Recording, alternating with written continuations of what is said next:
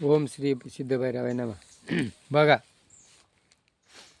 परिस्थित राजा जेव्हा परिस्थित राजाला सुखमुनी भागवत सांगत होते, तेव्हा परिस्थित राजानं भगवंताला याला विचारलं, सुखमुनीला, मला भगवंताची माया कशी ती सांगा. आणि मग परिस्थित राजाला त्या भगवंताच्या मायेची कथा सांगू लागली.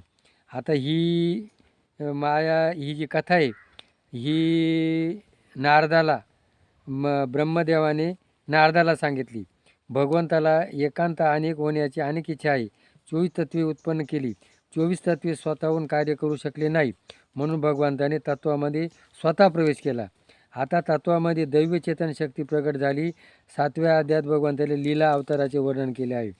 ब्रह्मदेवाच्या तपश्चर्येचे वर्णन होऊन भगवंत त्याला स्वतःच्या स्वरूपाचे दर्शन करवले आणि आत्मतत्वाच्या ज्ञानाची सांगितली.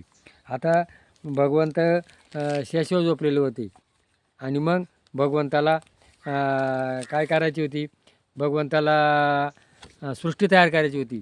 आणि मग सृष्टी तयार करताना भगवंतानी ब्रह्मदेवाला सांगितले. ब्रह्मदेवाला 4 वेद आणि 7 ऋषी असे मिळून ही पृथ्वी तयार झाली, सृष्टी तयार झाली. आणि मग भगवान नारायणाने प्रसन्न होऊन ब्रह्मदेवाला चतुर्श्लोकी भागवत उपदेश केला 32 आणि 35 श्लोकामध्ये. तर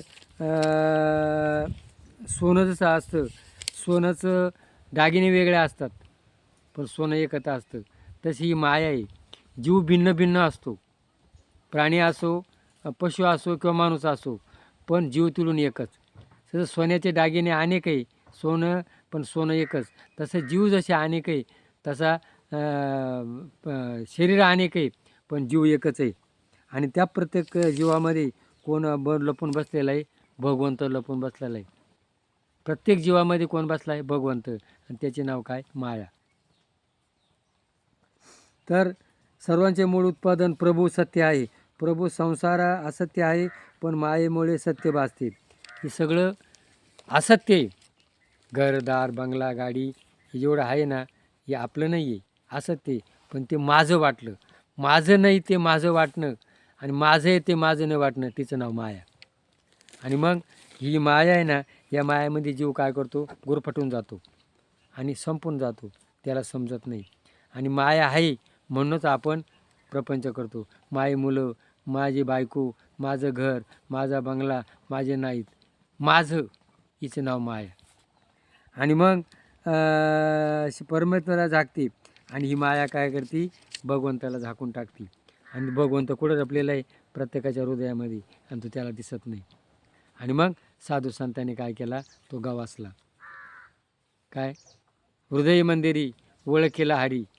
तर त्यांनी कुठं ओळखला, हृदय मंदिरी. तर स्वतःचे विस्मरण होणे हिचं नाव माया. स्वप्न पाहणारा खरा स्वप्न खरं वाटतं. जागा झाल्यावर तो आथुर्ण झोपलेला असतो. तसं हे स्वप्नवाणी हाय, तिचं नाव माया. अज्ञान केव्हापासून सुरू होते, जगण्याची काय गरज आहे, कपड्यावर डाग पडला तो लगेच धुवून टाकायचा. तसं ही माया आहे ना, माया विचार करण्यापेक्षा जी माया ज्याने पाठवली त्याला शरण जा. कोणाला जा, त्या भगवंताला शरण जा. सुदामा एकदा कृष्णा मागणी करतो, मला काय करायचे, माया पायाची. कोणाला म्हणतो, कृष्णाला म्हणतो. आणि मग कृष्णानं काय केलं, दोघंजण नदीवर गेले. नदीवर गेल्यानंतर त्या आंघोळ करायला गेला सुदामा. गेल्यानंतर त्या नदीमध्ये जेव्हा डुबकी मारली, तेव्हा तिथं काय केले, 4-5 शिवकरी आली. आणि राजाची शिवकरी होती, त्यांनी त्याला धरून आणि नेलं. त्या नगरीचा राजा मेला होता, आणि त्या नगरीचं याला राजा केलं. राजा झाला, मुलंबाळं झाले, सगळं झालं. आणि मग काय झाले नेमकं, त्या राजाची बायको वारली.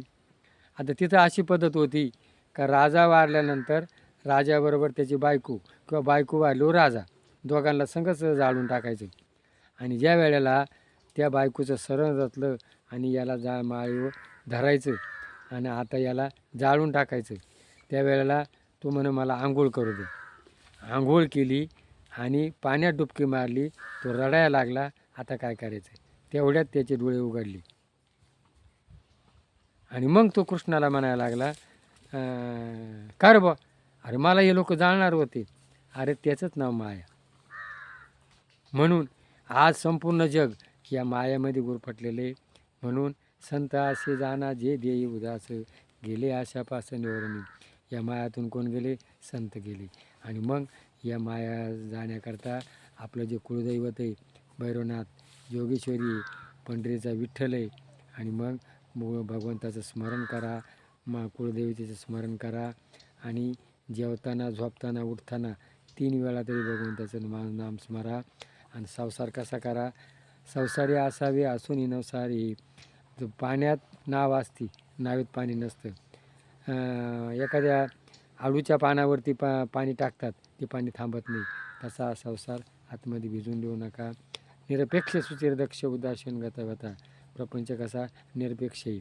माझं नाही आहे तरी मी करतो, असं निरपेक्षपणानं जर प्रपंच केला तर त्याला सुख मिळणार आहे. एवढी सुख मिळणार नाही. सुखा लागी जरी करशी तळमळ, मग काय कर? मी माझं नाही आहे तरी मी भगवंताला शरण जा. त्याचं नामस्मरण करताना, जेवताना तुकाराम महाराजांनी सांगितलं, रामकृष्ण हरी विठ्ठल केशवा, मंत्र हा जपावा सर्व काळ.